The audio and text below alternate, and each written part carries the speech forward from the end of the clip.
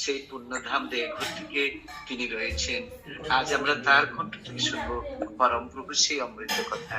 তিনি অমৃত বর্ষণ করবেন, আর আমরা যে যেখানে বসে আছি তার সে অমৃত সুধা কম বেশি একটু পান করবো। শ্রদ্ধেয় আমাদের দাদাকে কি আর আমি বলবো, আমার বলার ভাষা নেই। তিনি আজকে সবার মুখে ভাষা ফোটাবেন। জয় গুরু দাদা, শুরু করেন। আমাকে বলছেন? আগে আগে দাদা।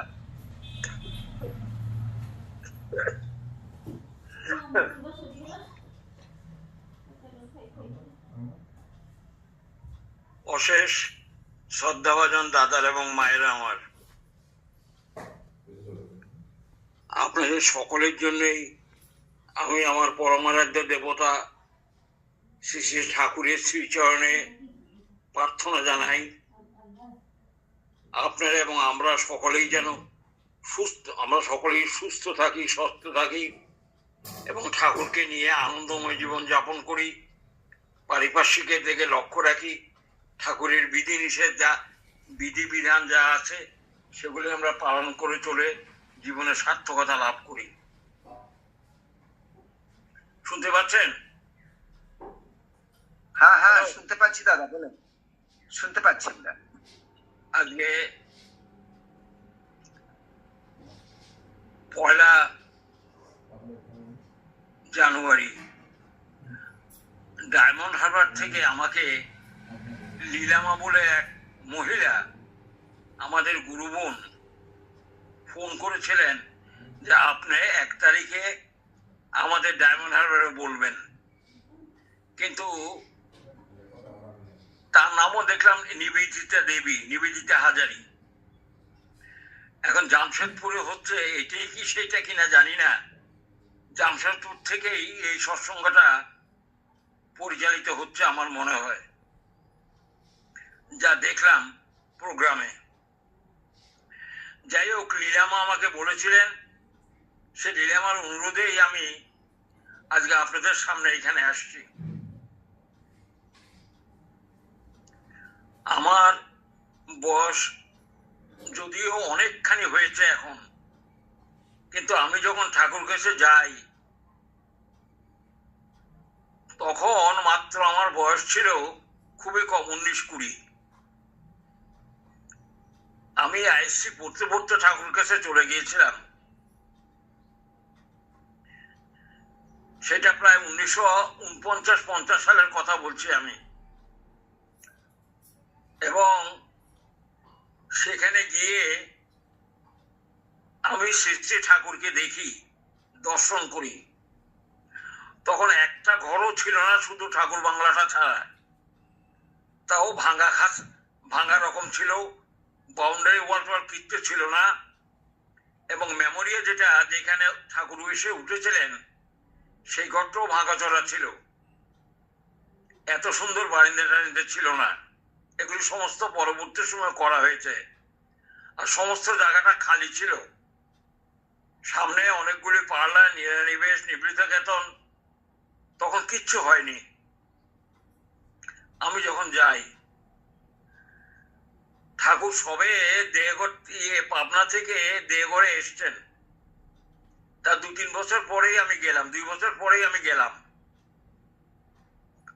খুব সময় 1949 সালে, আমার যতদূর মনে হয় 48-49 সালে। ঠাকুরের চেহারা দেখে দূর থেকে, গেট থেকে আমি যখন ঠাকুরকে দেখলাম,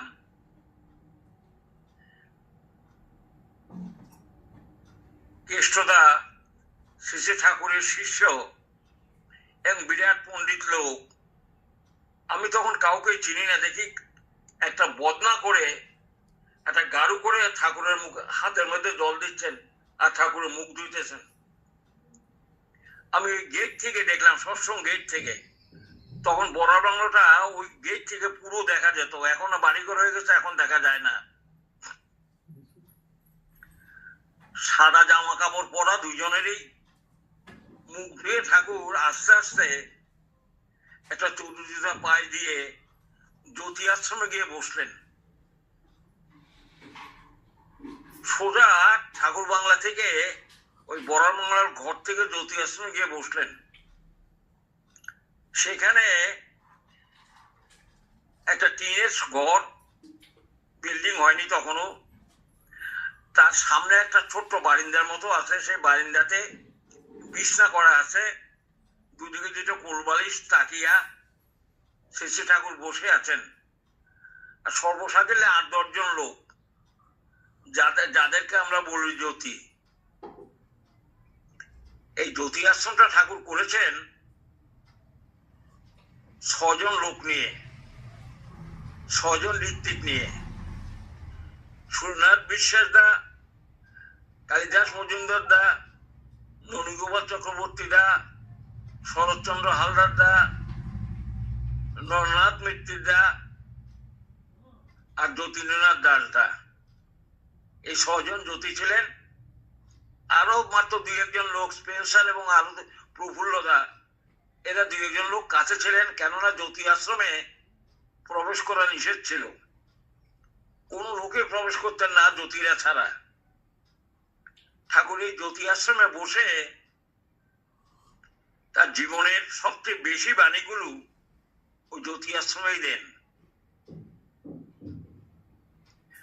যত বইগুলি বেরিয়ে সামনে, প্রায় ঠাকুর 100 খানা বই, অধিকাংশ বাণীগুলি ঠাকুর জ্যোতি আশ্রমে দিয়েছেন।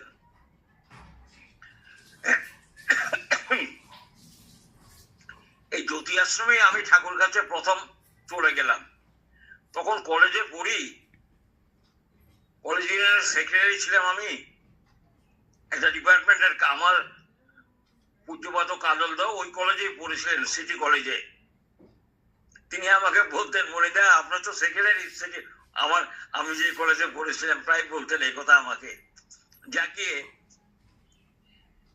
আমি ঠাকুরকে সোজা জিজ্ঞাসা করলাম, ঠাকুর, আমি ঠাকুর সম্বন্ধে আদে বাদে অনেক কথা শুনেছিলাম, ঠাকুর মিরাকেল করেন, করেন, ইত্যাদি ইত্যাদি নানান কথা টথা। যাকে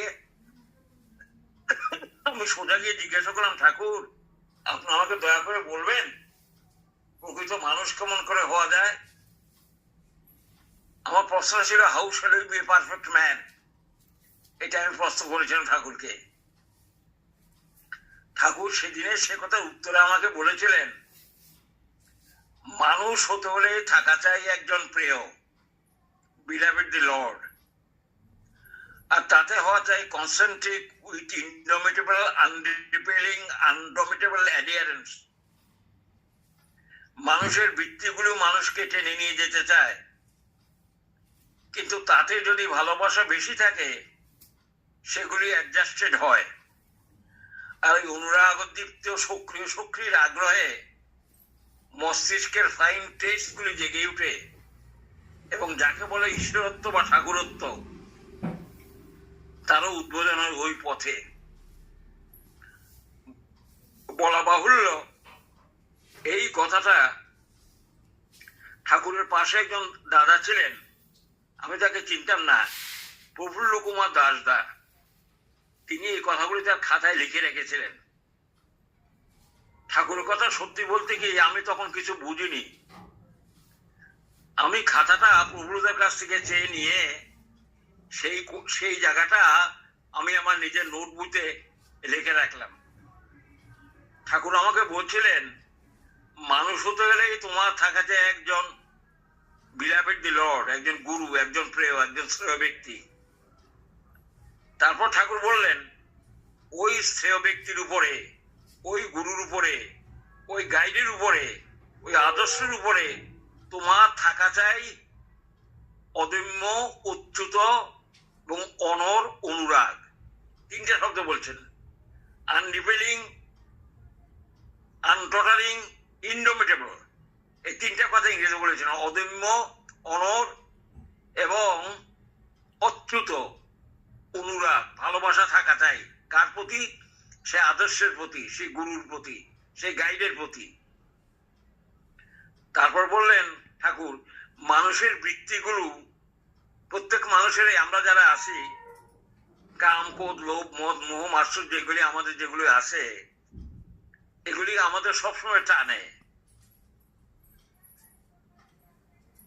আমাদের সবসময় টানে, কাম আমাদের টানে, সৌন্দর্য আমাদের টানে, লোভ আমাদের টানে, ভালো কিছু দেখলে আমাদের টানে। ঠাকুর বলেন সেই কাম, ক্রোধ, লোভ ইত্যাদি যে স্বরূপগুলো আছে, এগুলো গুরুর প্রতি ভালোবাসা বেশি থাকলে নিয়ন্ত্রিত হয়, অ্যাডজাস্টেড হয়। তারপর ঠাকুর বললেন, আর ওই অনুরাগ দীপ্ত, অনুরাগ মানে ভালোবাসা, ভালোবাসার দ্বারা দীপ্ত, অনুরাগ দীপ্ত সক্রিয় শক্তির আগ্রহে, active love for the superior beloved. ভালোবাসাটা মুখে বললে হয় না, ভালোবাসাটা করে দেখাতে হয়। এই করার মুক্ত প্রতীক হচ্ছেন আমরা। ঠাকুর যা যা বলে গেছেন সেগুলো করতে হবে আমাদের। তিনি ক্লু বলে দেন, তিনি পথ নির্দেশ দেন, তিনি বিধান দেন, তিনি নিজে আচরণ করেন আর তাই সেগুলি বলেন, আর সেগুলি চালায়, সেগুলি প্রচারিত হয়, সেগুলি সম্প্রসারিত হয়। তাই ঠাকুর বললেন সক্রিয় শক্তির আগ্রহে ভালো। আমি ঠাকুরকে ভালোবাসি, আমি আমার স্ত্রীকে ভালোবাসি, আমি তাকে খেতে দিই না, কাপড় দিই না, ভালো জিনিস ভালো কথা বলি না, মুখ ভ্যাংচাই, সেটা কি ভালোবাসা হলো? ভালোবাসা হলে সবটুকু নিয়ে ভালোবাসি। এবং ঠাকুর সাধারণত বলেন আনকন্ডিশনাল লাভ, ভালোবাসার মধ্যে কোনো শর্ত থাকবে না। ঠাকুর বলছেন ওই অনুরাগ দীপ্ত সক্রিয় শক্তির আগ্রহে ওরম ভালোবাসা যদি থাকে, তাহলে মস্তিষ্কের 23 মানে গুণাবলী, মস্তিষ্কের ভিতরে যেই গুণগুলো আছে embedded in our pineal gland, যেটা আমাদের সেরিব্রামের মধ্যে আছে, এইখানে সেরিব্রাম আর এদিকে সেরিবেলাম, থকথকে থকথকে জিনিস, সেগুলি কি বলে? ঠাকুর বললেন সেই স্টেজগুলো, গুণাবলীগুলো জেগে উঠে। গুণাবলী মানে কি? গুণাবলী মানে প্রত্যেক মানুষের ভিতরেই গুণ আছে, সেগুলি জিনগত ব্যাপার, স্পার্মগত ব্যাপার। মোটামুটি সেগুলি ডরমেন্ট থাকে অধিকাংশ লোকেরই, 10% খুলে না, যা বিজ্ঞানীরা বলেন। কিন্তু ঠাকুর বলেন গুরুর প্রতি অনুরাগের ফলে, গুরুর প্রতি ভালোবাসার ফলে, গুরুর কর্ম করার দরুন ওগুলো আমাদের কি হয়? জেগে উঠে। জেগে উঠে মানে ডেভেলপ করে, আমরা মনুষ্যত্বের অধিকারী হয়ে উঠে, আমরা ঠাকুরত্বের অধিকারী হয়ে উঠি।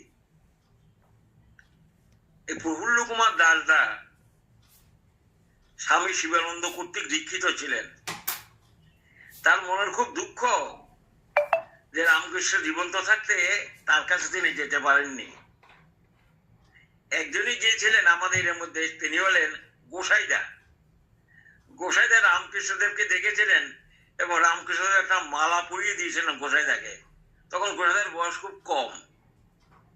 আমাদের হরিঘোষ সচ্চিদানন্দ গোস্বামী যার বাবা, সতীশচন্দ্র গোস্বামী যারা অদ্বৈত প্রভুর বংশধর, তিনি তিনি শ্রী রামকৃষ্ণদেবকেও দেখেছিলেন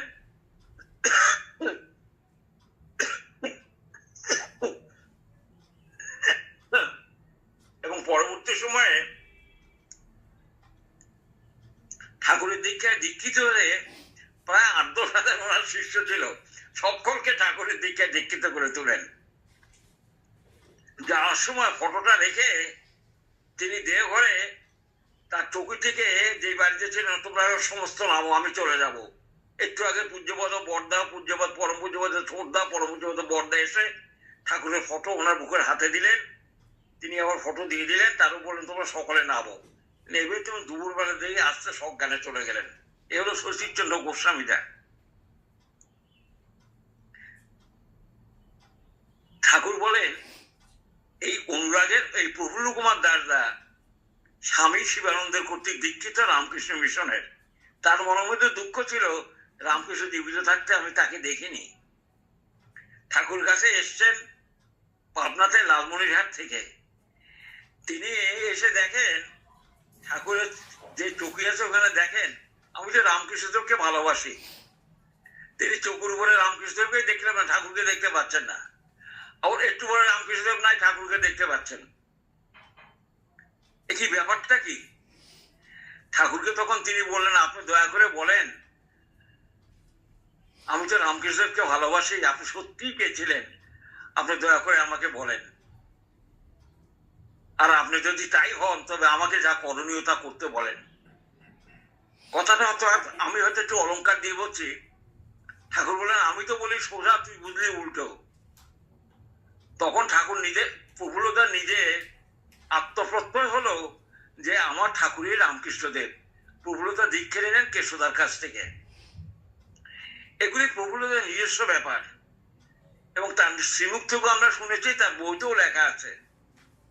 কথা হচ্ছে, এই যে পরম পুরুষ, এই যে কারণ পুরুষ, অবতার পুরুষ, এ রামকৃষ্ণদেব, শ্রী শ্রী ঠাকুর অনুকূলচন্দ্র, শ্রী শ্রী গৌরাঙ্গ মহাপ্রভু, শ্রী শ্রী হযরত রসুল, শ্রী শ্রী যীশুখ্রিস্ট, ঠাকুরের বইতে আছে। এরা, এদের মধ্যে কোনো ভেদ নাই, এবং রসুল পূজা করলেও আমাদের জাত যাবে না, এই কথা ঠাকুর বলেছেন। এক মৌলবী আসছিলেন ঠাকুরের কাছে 1961 সালে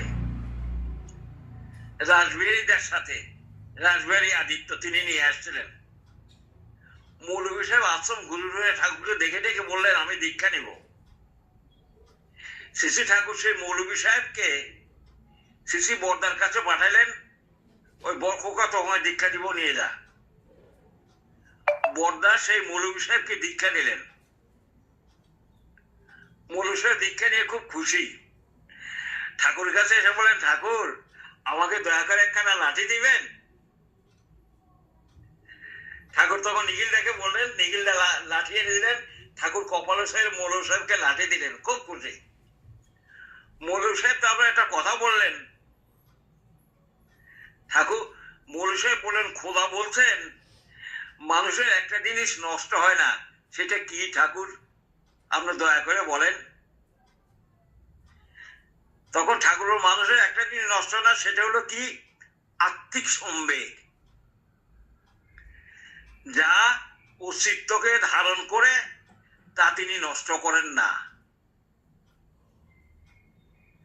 তারপর ঠাকুর বললেন, আমার মনে হয় মানুষ ইটারনাল, অক্ষয় হয়ে বেঁচে থাকতে পারে যদি তার সেল অর্থাৎ কোষের ভিতরে যে ভাইটাল থ্রবিংটা আছে, জীবনীয় স্পন্দনা থাকে, তাকে ঠিক রাখতে পারলে। কথাটা বুঝতে পারলাম কিনা যায়নি, আবার বলি। ঠাকুর বলছেন মানুষ অনন্তকাল ধরে বেঁচে থাকতে পারে। শ্রীকৃষ্ণ 120 বছর বেঁচে ছিলেন, যুদ্ধের পরেও 120 বছর, যুদ্ধের 36 বছর বেঁচে 120 বছর বয়সে শ্রীকৃষ্ণ মারা যান। ঠাকুর বললেন মানুষ অক্ষয় হয়ে বেঁচে থাকতে পারে। কখন পারে? যে আমাদের ভিতরে যে সেল আছে, কোষ আছে, আমরা বলি এই মাংস, মাংসের মধ্যে টিস্যু দিয়ে মাংস, টিস্যুর মধ্যে আছে সেল, সেলের মধ্যে আছে মলিকিউল, মলিকিউলের মধ্যে আছে অ্যাটম, অ্যাটমের মধ্যে আছে ইলেকট্রন, প্রোটন ইত্যাদি, ভাইবন টাইবন ইত্যাদি অনেক কিছু আছে। ঠাকুর বললেন এর মধ্যে একটা ইলেকট্রন তার চতুর্দিকে ঘুরে, প্রোটনের চতুর্দিকে ঘুরে, এই যে ভাইব্রেশন থ্রবিংটা, একটা সেলের ভিতরে, কোষের ভিতরে যে থ্রবিংটা চলে, অ্যাটমের ভিতরে যে থ্রবিংটা চলে, নিউক্লিয়াসের মধ্যে, সেই থ্রবিংটা যদি ঠিক রাখা যায়, ঠাকুর সোজা কথা বললেন, সেলের কোষের ভিতরে যে ভাইটাল থ্রব আছে, জীবনীয় স্পন্দন আছে, আমরা দুঃখ দুঃখ করে নিঃশ্বাস নিচ্ছি, সবসময় পড়ছে, এই জীবনীয় স্পন্দনটাকে যদি ঠিক রাখতে পারলে মানুষ অনন্তকাল ধরে বেঁচে থাকতে পারে। তার মানে আমি একটু বুঝি যে ইলেকট্রন যে আছে, যেটা যে প্রোটনের চারদিকে ঘুরে, সেই ঘূর্ণনটা যদি ঠিক থাকে এবং সেটা যদি আনডিস্টার্ব হয় এবং সেটা যদি প্রপারলি রক্ষিত করা যায়, রাখা যায়, তাহলে মানুষ ইটারনাল বেঁচে থাকতে পারে না। এই কথা তিনি মৌলভী সাহেবকে বললেন। মৌলসেব তারপর বললেন, খোদা সিজ্জিন এবং ইল্লিনে মানুষকে পাঠান, তার মানেটা কি? যারা পাপ করে তারা সিজ্জিনে যায়, আর যারা পুণ্য করে তারা ইল্লিনে যায়। ঠাকুর বললেন, যারা পাপ করে তাদের গঠনেই অমনি অমনি করে হয়। তুমি সিজ্জিনে যাবে আর ইল্লিন হলে ইল্লিনে যাবে। তারপর মৌলভী প্রশ্ন করলেন, বেহস কথার মানে কি? বেহস? মৌলভী বললেন, জীবনের শক্তি অক্ষয় ভাবে ও শান্তি ভাবে যেখানে থাকা যায় সেটার বেহস্ত। আর ঠাকুর বললেন, বেহস্ত কথার মানে আমার মনে হয় যেখানে অস্ত নাই, যেখানে অস্ত যায় না, তার মানে অনন্তকাল শুভ সন্দীপনায় থাকতে পারে যেখানে, তাকে বলে বেহস্ত। আশ্চর্য হয়ে গেলাম, ঠাকুর সিজ্জি নীলের কথা বললেন। একজন মুসলমান আসছিল, তার নাম হচ্ছে নুরুল ইসলাম, তার 80 বছর বয়স। তিনি 1965 সালের 14 এপ্রিল ঠাকুরের কাছে আসেন। আমাদের দেবীদার সাথে খুব পরিচয়। দেবীদা তখন কোরআন লিখতেছিলেন। প্রথমে কোরআনটার নাম ছিল হিন্দু কোরআন, তারপরে ঠাকুর সেটা নাম দিলেন বেদোদ্দীপ্ত কোরআন, যার ভূমিকা রেখেছিলেন ভারতবর্ষের প্রেসিডেন্ট জাকির হোসেন। কার সাহায্যে? জগৎজ্যোতি সেনরা, income tax affiliated vice president যিনি, তার সাহায্যে জাকির হোসেনের কাছে গিয়ে দেবীদের বইটা দেওয়া হয়েছিল এবং ওই বই দেখে তিনি ভূমিকা লিখে দিয়েছিলেন। কে? Zakir Hussain, the prime minister of India. এখন দেবীদাকে বহু ঠাকুর কোরআন এনে দিয়েছিলেন, এমনকি আরব থেকেও কোরআন আসছে, আমি নিজে দেখেছি সেই কোরআন। দেবীদাকে লেখার জন্য, কোরআনের সাথে বেদের কি কি ইয়ে আছে এগুলি লেখার জন্য বহু রকম ভাবে ঠাকুর সাহায্য করেছিলেন, ইম্পাল্স দিয়ে গেছেন। দেবীদা লিখতে লিখতে তার চেহারা, ঠাকুর বল, তোর চেহারা তো মৌলবীর মতো হয়ে গেছে রে। আর সেই নুরুল ইসলাম 80 বছর বয়সে বর্ধমান থেকে আসছেন। তিনি নাকি 18 ঘন্টা পর্যন্ত পড়েন, আরবি পড়েন। তিনি এসে ঠাকুর কাছে এসে বসলেন, ঠাকুর চেয়ার দিলেন, লোকেরা চেয়ার দিল, সে চেয়ারে বসলেন। শেষে ঠাকুর বললেন সেই নুরুল ইসলামকে, আপনাকে দেখে আমি সার্থক হলাম। শেষে ঠাকুর বললেন, আপনাকে দেখে আমি সার্থক হলাম, ধন্য হলাম। আবার নুরুল ইসলামও বললেন, আমিও ধন্য হলাম। প্রফুল্লতা তখন বললেন, ঈশ্বর এক, বেদগণ একই বার্তাবাহী। তখন নুরুল ইসলাম বললেন, বোধ হয় তাতে কোনো কারো দ্বিমত নাই। ঈশ্বর যে এক এবং পেরিতেগণ যে এক, এই বিষয়ে কারো কোনো দ্বিমত নাই। আমি শিক্ষা দিতে আসিনি, আমি আপনাদের এখানে ঐক্য দেখতে এসেছি। এখানে কেমন করে মানুষগুলো সব একত্রিত হয়ে আছে তাই দেখতে এসেছি। শেষে ঠাকুর বললেন, প্রীতি সংগতি ছাড়া ঐক্য আসে না। প্রীতি সংগতি, একথা ঠাকুর খুব বলেছেন। ঠাকুর ইউএনএ সম্বন্ধে বলেছিলেন, 10 জন লোক নিয়ে ইউএনএ করো, বিশ্ব সংস্থা, ইউনাইটেড নেশন অর্গানাইজেশন, এবং তাদের নামও তিনি বলে গেছিলেন। কুশব একজন, বিধান রায় একজন, লাল বাহাদুর শাস্ত্রী একজন, চৌয়েন লাই একজন, কেনেডি একজন, নাসার একজন, এরকম 10 জনের নামও তিনি বলে গেছিলেন। তিনি সমস্ত বিশ্বটাকে দেখেন, সেজন্য বলি আমরা বিশ্ব পিতা, বিশ্ব স্রষ্টা, বিশ্বের মালিক, দিন দুনিয়ার মালিক, এই মালিকটার সৃষ্টিটাকে ঠিক রাখার জন্য তিনি বলছেন যে তোমরা 10 জন লোক নিয়ে ইউনাইটেড নেশন অর্গানাইজেশন করো, যাদের মধ্যে দয়া আছে, দাক্ষিণ্য আছে, ভালোবাসা আছে, শক্তি আছে, প্রেম আছে, প্রীতি আছে। তারা কখনো পক্ষপাতশূন্য হয়ে ভেটো দিবে না। আজকে তো ভেটো দিয়ে বন্ধ করে দিচ্ছে। ভারতবর্ষকে ভেটো দিয়ে কখনো ইউনাইটেড নেশন অর্গানাইজেশন মেম্বার করেনি, ভেটো দিয়ে দিয়ে বন্ধ করছে। ঠাকুর বলছেন ওরা ভেটোর ধার ধারবে না, তার ইউনাইটেড নেশন অর্গানাইজেশন করো। তবে ঠাকুর বলেন যাই কিছু করে না কেন একজন কেন্দ্রীয় লোক থাকা দরকার, যিনি এ টু জেড সবকিছু জানেন। কেন্দ্রীয় লোক যদি না থাকে, অর্থাৎ আদর্শ যদি না থাকে, অর্থাৎ সব জানতা লোক যদি না থাকে পিছনে, তাহলে সবকিছু গোলমাল হয়ে যায়।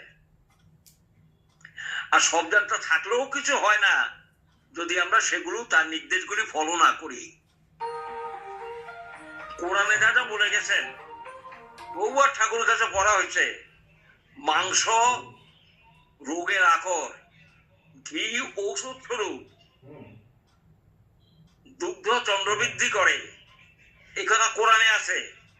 কিন্তু মাংস তো এখন শুনি ইস্ট বেঙ্গলে, অর্থাৎ বাংলাদেশে প্রত্যেক হোটেলে বলে গোস্ত রাখতে হবে। এ কি হযরত হুজুর বলে গেছেন? তিনি নিজে খেজুর খেতেন, আর আমরা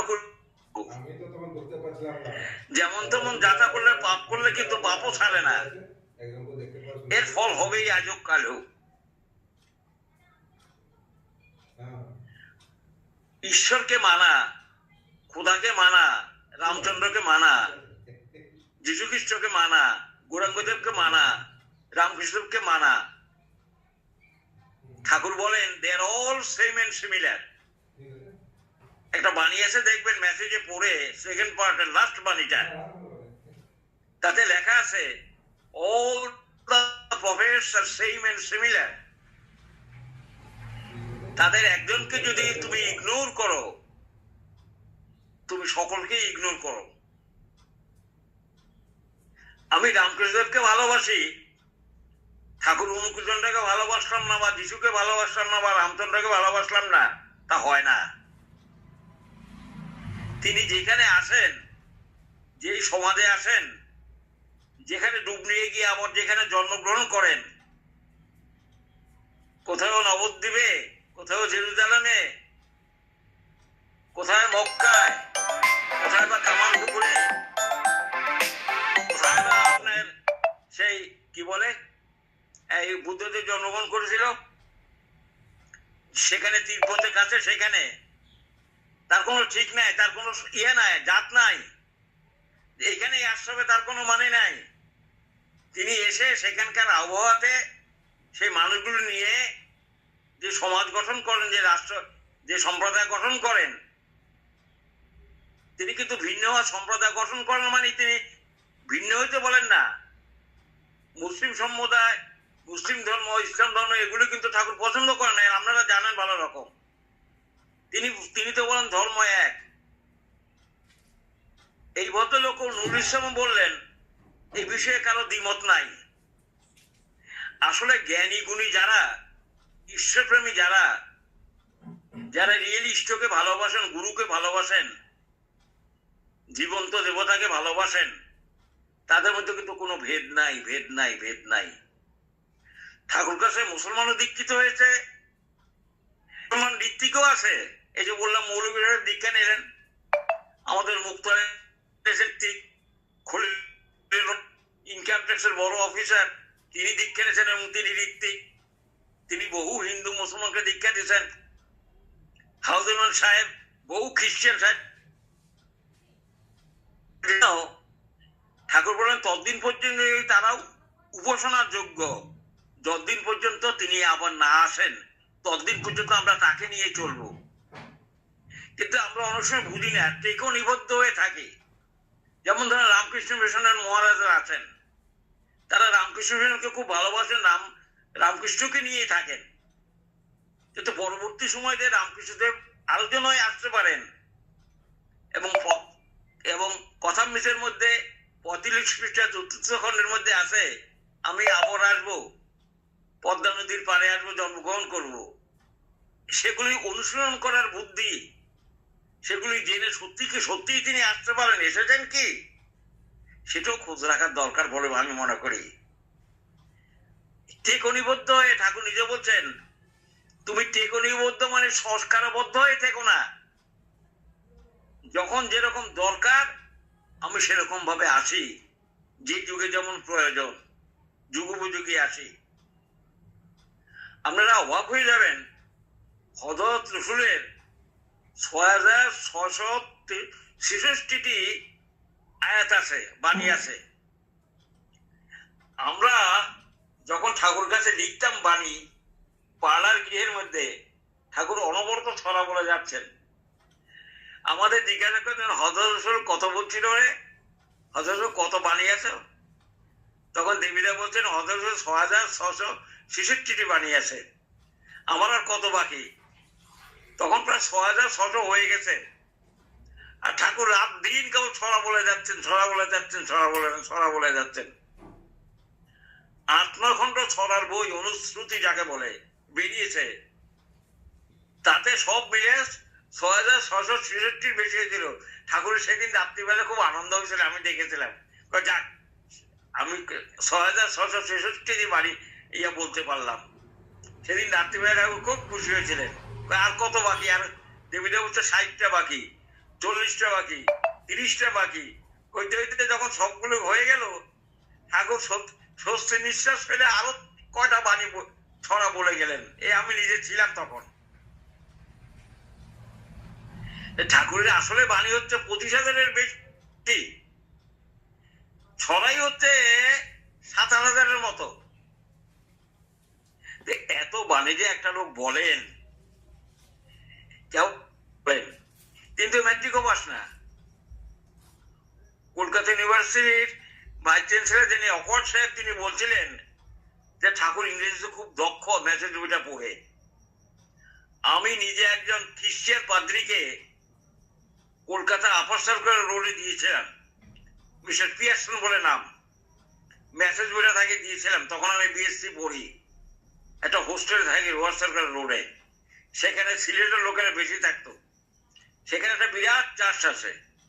চার্চের যে যিনি প্রিস্ট, মিস্টার পিয়ারসন বলে নাম, তাকে আমি মেসেজ বইটা দিয়েছিলাম। তিনি ৩-৪ দিন পরে আমাকে মেসেজ বইটা দিয়ে বলছেন, কে লিখেছে এইসবগুলো? He is a very very very famous man. তার কথাগুলো কাজের সাথে মিলে যাচ্ছে, একথা তিনি বলেছিলেন। এখন ঠাকুর আমাদের দেবীদাকেও বলছিলেন একটা সত্যনারায়ণ বাইবেল লিখতে। সত্যনারায়ণ কথাগুলো অনেকগুলি বাণী আছে, যেগুলি বাইবেলের মধ্যেও আছে। নব বাইবেল বা নবসত্যনারায়ণ বাইবেল, নব বাইবেল আর কি, যাকে একটা নাম দিয়ে, নামটা দিয়েছে আমার মনে নাই এখন, প্রিয় পরম বইতে লেখা আছে। কারণ ছোটখাটো একটা বাইবেলের মতো করলে হয়, আমার সত্যনারায়ণ বাণীগুলি দিয়ে নামও দিয়েছিলেন ঠাকুর। তিনি কোথেকে যে কি করেন, কেমন করে করেন, দাদা রহস্য রহস্য রহস্য। কাছে বসে থাকিছি বটে, একা দূরে থেকেছি। একদিন ঠাকুর কাশতে কাশতে এমন হইলো তার মুখ দিয়ে নাল পড়তেছে। তখন কেউ নাই, আমি করলাম কি, ঠাকুরের মুখটা এমন করে ধরে নালটা এমন করে মুছে নিলাম, সব নালটা মুছে নিলাম, মুছে নিয়ে হাত দিয়ে আসলাম। ঠাকুর আমাকে বলছেন, বিশ্রী না রে? না আগে বিশ্রী না, ভালোই লাগছে আমার। আমি নিজে বলেছিলাম, আমার মনে আছে এখনো। ঠাকুর, আমি তো অবাগা লোক, অসুস্থ হয়ে গেছিলাম। টাকা পয়সা, খাওয়া দাওয়া সব দিয়ে তিনি আমাকে সুস্থ করে তুলেছেন, প্রাণ দিয়েছেন। ISC, BSc, BA, MA, LLB সব করেছেন, বিয়ে দিয়ে গেছেন নিঃস্বার্থ ভাবে, আনকন্ডিশনালি। এই জন্য আমিও এখন নিঃস্বার্থ ভাবে, যাকে বলে পরম পিতার কথা বুক ফুলিয়ে মানুষের কাছে বলি।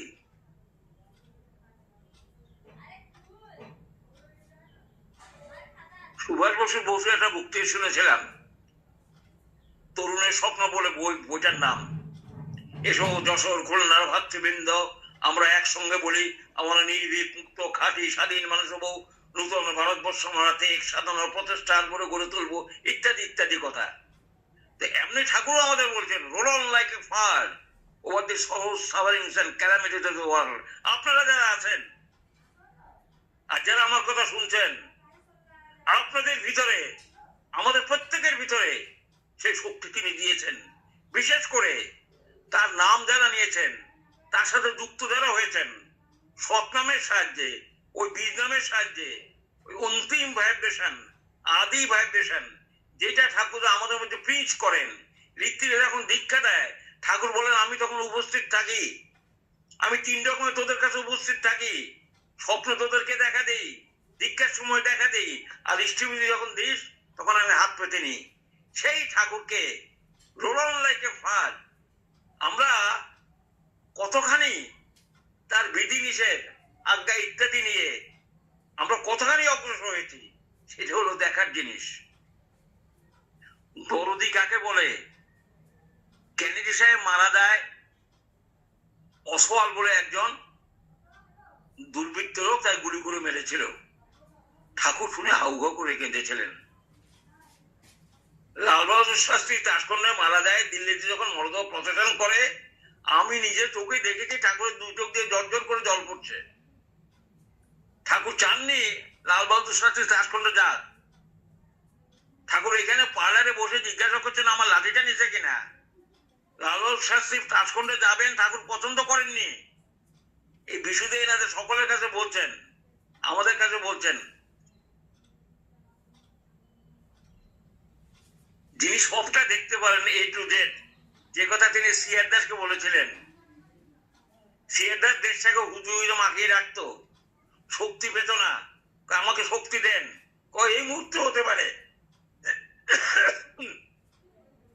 সিআর দাস সেই মুহূর্তেই তখন ঠাকুরের নির্দেশে শ্রী মায়ের মাধ্যমে দীক্ষা নিলেন।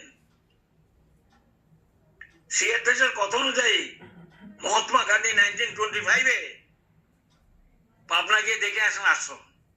কিন্তু আমরা এমনই মানুষ, আমরা যারা ছিলাম, আমাদের ভিতরে সেই জল দলে ভাবটা কোথায়? আমরা তো ঠাকুরের সাথে মহাত্মা গান্ধীর প্রশ্ন করাই দিই নাই, মহাত্মা গান্ধীর কথা ঠাকুরের সাথে বেশি বলে নাই। অথচ সিয়ারদার বলেছিলেন আমি যেগুলি অন্ধকার দেখতাম এগুলি এখন স্পষ্ট দেখি। মহাত্মা গান্ধীও ঠাকুরের সাথে নিজের থেকে গিয়ে তো কথা বলবেন, সে স্প্রিয়া তার হয়েছিল কিনা জানি না। মানুষের কতগুলি অহং বুদ্ধি থাকে, এই অহংটা যদি প্রশমিত না হয়, মানুষ অনেক ব্লান্ডার করে থাকে। আমাদের প্রধানমন্ত্রী জওয়াহরলাল নেহরু অনেক ব্লান্ডার করে গেছেন, সেগুলো আমি ওদের দোষ দেখে লাভ নাই, ওদেরকে আমি কনভিন্স করে আনতে পারিনি, এটাই আমার ডিফেক্ট। আমার দোষটা কোথায়? আমার কি গুণে আমি গুণান্বিত হলে ভালো ভালো লোকগুলোকে আমি আনতে পারতাম। শ্রী ঠাকুর বিশেষ করে কেষ্টদা এদেরকে বলেছিলেন, শ্রী ঠাকুর বলেন কেষ্টদাকে যে আপনারা বল্লভ ভাই প্যাটেলের কাছে এবং অন্যান্য যারা মন্ত্রী টন্ত্রী আছে এদের কাছে চিঠিপত্র লেখেন। শেষ বয়সে আমার মনে আছে লাল বাহাদুর সাথে যখন প্রাইম মিনিস্টার ছিলেন, ঠাকুর গেন্ডাকে বললেন তুমি লাল বাহাদুর সাথে কথা বলো গিয়ে, হিন্দু কোড বিল তো পাশ হয়েছে, ওটা খারাপটা সাইডটা দেখাও, বর্ণাশ্রম নিয়ে কথা বলো, তিনিও তো মানুষ, তিনিও তো ভালো চান। গেন্ডা মুখের দিকে এরকম করে আসেন, আমি যাবো লাল বাহাদুর সাথে দেখা করতে। কি আছে, তুমি যাও না, তুমি তো যাবা, দিল্লি যাচ্ছ তো, গিয়ে দেখা করে আসো, কইয়া আসো আমার কথা, যাও। গেন্ডা প্রণাম করলেন, কিন্তু যেতে যেতে এমনই হয়ে গেছে লাল বাহাদুর শাস্ত্রী তখন ছিলেন না, যাকে ঠাকুর চেষ্টা করছেন কি করে, তার লোকের মাধ্যমে। সেজন্য ষষ্ঠীর ব্রত নিয়মে হচ্ছে যখন যেটা ভালো বলে মনে হবে তখন সেটাই করবি। ঠাকুর যে জ্ঞানটাকে নিজে বলেছেন এ কথা আমি নিজে কানে শুনেছি। যাও তুমি লালবাহাদুর শাস্ত্রী গিয়ে গল্প করো, লোকটা সহজ সরল মানুষ, বুদ্ধিমান লোক।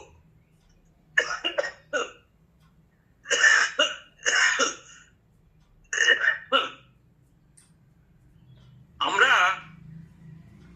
আমার কথা হচ্ছে ভারতবর্ষের মধ্যে বিশেষ করে কাশ্মীরে 1320 খ্রিস্টাব্দের আগে একজন মুসলিম ছিল না। আর ভারতবর্ষের মধ্যে 712 খ্রিস্টাব্দের আগে কোনো মুসলমান ছিল না। হযরত আসার পরে মুসলিমরা আসলো, নানা রকম কট্টর ইত্যাদি করে দেশটাকে, আজ বাংলাদেশটা ঠাকুর বলেন শস্য শ্যামলা বাংলাদেশ আজকে শ্মশান ভূমি।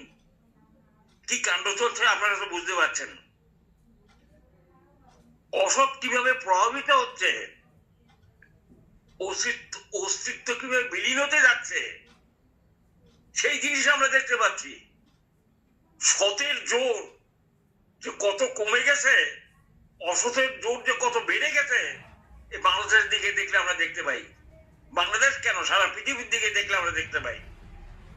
শ্রী বর্দা একদিন ঠাকুর কাছে বসছিলেন, কথায় কথায় দেশের কথা উঠলো, জিন্নের কথা উঠলো। ঠাকুর বললেন,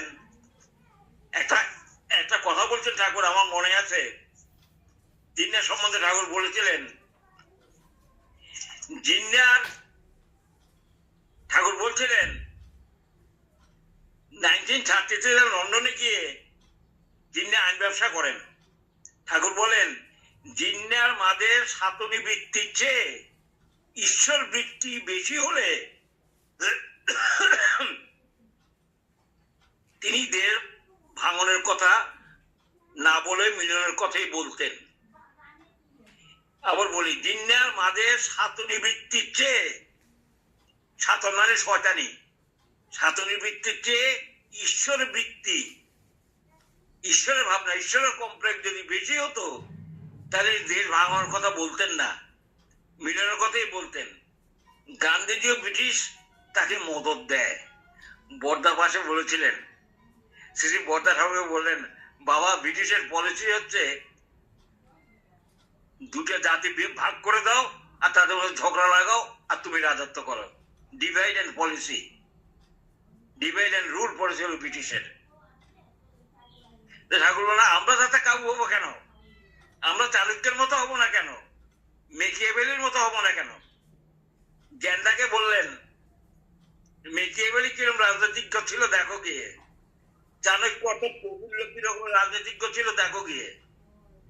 তোমাদের মধ্যে সেই রক্ত আছে, তোমরা সংস্কারবদ্ধ হয়ে গেছো। তোমরা কালাপাহাড়ে হিন্দু হইতে চাইছিল, হিন্দু করনি। কাশ্মীরের মুসলমান যারা হিন্দু ছিল, যারা মুসলমান হয়েছিল, তারা আবার মুসলিম হইতে চাইলো বলবীর সিং এর আমলে। তোমরা কাশিতে পার্টি পাঠাইলে, ওই কাশ্মীরের মুসলমান যারা হয়েছে তারা হিন্দু হইতে চাচ্ছে, কিন্তু পন্ডিতরা তারা এলাও করেননি। তোমরা সংস্কার অবদ্ধ এত বেশি হয়ে গেছ, এবং এগুলি সবই কুসংস্কার। সেজন্য ঠাকুরের প্রথম বাণী হচ্ছে, আমাদের সর্বপ্রথম দুর্বলতার বিরুদ্ধে যুদ্ধ করতে হবে, সাহসী হতে হবে, বীর হতে হবে। এমন কিছু নাই যা ঠাকুর আমার দিয়ে যাননি দাদা। তবে সবচেয়ে বড় জিনিস যেটা, যে তিনি যে নাম আমাদের দিয়ে গেছেন, আমরা হচ্ছে, আমি হচ্ছে ট্রেজারাস, আমি বলবো বিশ্বাসঘাতক। আমি নিজে সেই নাম পেয়েছি, কিন্তু সেই নামের মাহাত্ম্য, ঠাকুরের মাহাত্ম্য, ঠাকুরের জীবনচর্যার মাহাত্ম্য আমি মানুষের কাছে বলিনি, সেজন্য আমি ট্রেজারাস। ঠাকুর কৃষ্ণদাকে বলেছিলেন, কৃষ্ণদা, দুনিয়ার সব লোক পরম পিতার এই তৃষিত অবদানের জন্য আকুল হয়ে উঠবে, দেখবেন সেদিন যেন আপনাদের কাছ থেকে বঞ্চিত হয়ে ফিরে না যায়। দাদারা ও মায়েরা, আমার সময় হয়ে গেছে, 30 মিনিট হয়ে গেছে। দাদা এখন করছি, আমার শুধু আপনার কাছে একটা নিবেদন, আমার দরদি পরম পুরুষ শেষে ঠাকুর অনুকূলচন্দ্র যে আদর্শের কথা, যে নির্দেশ আমাদের বিধান দিয়ে গেছেন, যেগুলি এত বৈজ্ঞানিক, এত সায়েন্টিফিক, এত মনোমুগ্ধকর, এত শাস্ত্র, এত প্রেমপ্রদ, এত গুণপ্রদ, কোন দিকে নয় একটু যদি আমরা অনুসরণ করি, তিনি দশাতে গিয়ে আসেন আমাদের ধরার জন্য। আমরা ইষ্টকে মাথায় নিয়ে বর্তমান আচার্য দেব আছেন, সংঘাচার্য দেব আছেন, ঠাকুর কেন্দ্রের তিলক রেখে গেছিলেন শ্রী শ্রী বর্দাকে, বর্দা তার পরবর্তী সংঘাচার্য রেখে গেছেন। এই সংঘাচার্যকে নিয়ে এক গাঁটটা হয়ে ডিভিশনের কোনো প্রশ্ন নাই,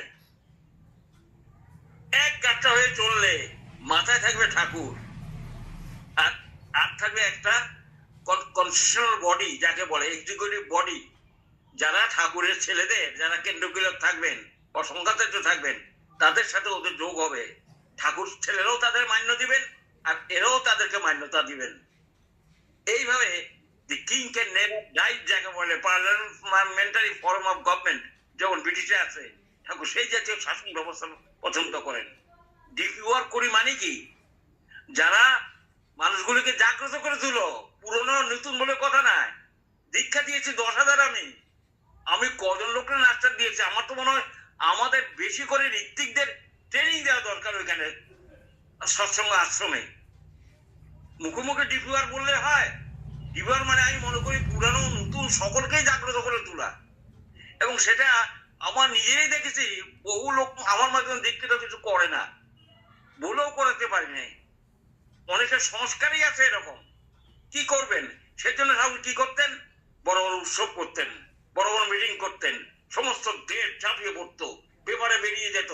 বড় বড় মন্ত্রীরা দিল্লিতে থাকতেন, সুশীলদা, চক্রবাণী দাসদা, এরা দিল্লির মন্ত্রীদের নিয়ে আসতেন। কোথায় গুলজার দাদা, লাল বাহাদুর শাস্ত্রী, অমুক তমুক বড় বড় যারা, তাদেরকে নিয়ে আসতেন। কে গুরুত্ব সব ঘর, যত বিপদ আসছে ঠাকুর তত বেশি বিপ্লবী হয়ে উঠতেছেন। পরম বিপ্লবী তিনি, পরম দরদী তিনি, পরম সাহসী, পরম প্রেমময়, পরম দরদী আমার পরম দয়াল। তাকে আমরা প্রতিষ্ঠা করবই। আপনাদের সকলকে আমার এই প্রার্থনা, জীবন যদি যায় যাক, কিন্তু তোমার প্রতিষ্ঠা আমি করে যাব। তুমি আমার ধ্রুবতারা, তুমি আমার জীবনের সব। পরম পিতা আপনাদের সকলের মঙ্গল করুক, পারিবারিক মঙ্গলে থাকবেন, সুখে থাকবেন। আর যার আজকে মারা গেছে, যিনি অসুস্থ, খুব করে নাম করতে বলবেন, আশা করি সুস্থ হয়ে উঠবে। আপনারা সকলেই ভালো থাকবেন। জয় গুরু, এই বলে আমি আমার আজকের কথা শেষ করলাম। রাধা স্বামী, রাধা স্বামী। জয় গুরু, আমার প্রণাম নেবেন দাদা। বলার মতন আমার ভাষা নেই।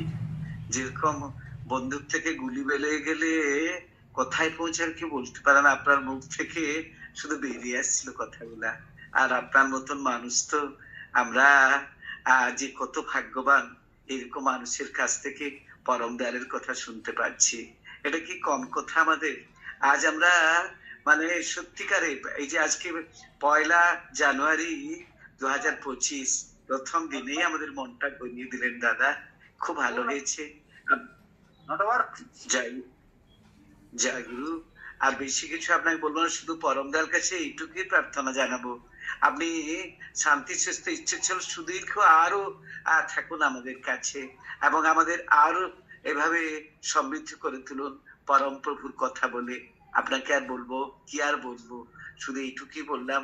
আপনি ভালো থাকবেন এবং সুস্থ থাকার চেষ্টা করবেন। আপনার দেখলাম একটা জিনিস, আপনি বয়সে প্রবীণ, কিন্তু কণ্ঠ আপনার এখনো নবীন। সেই নবীন কণ্ঠে আমাদের মতন মানুষরা আপনার কাছ থেকে বসে শুধু অমৃতের সুধাটুকুই পান করলো, আর বেশি কিছু তারা পেতে পারলো না। তাই পরমদার কাছে বারবারই প্রার্থনা জানাই, আপনি আরো থাকুন এবং আমাদের কাছে দীর্ঘদিন থেকে এইভাবে আমাদের উদ্বুদ্ধ করে তুলুন দাদা। জয় গুরু, আমার প্রণাম নেবেন। জয় গুরু দাদা।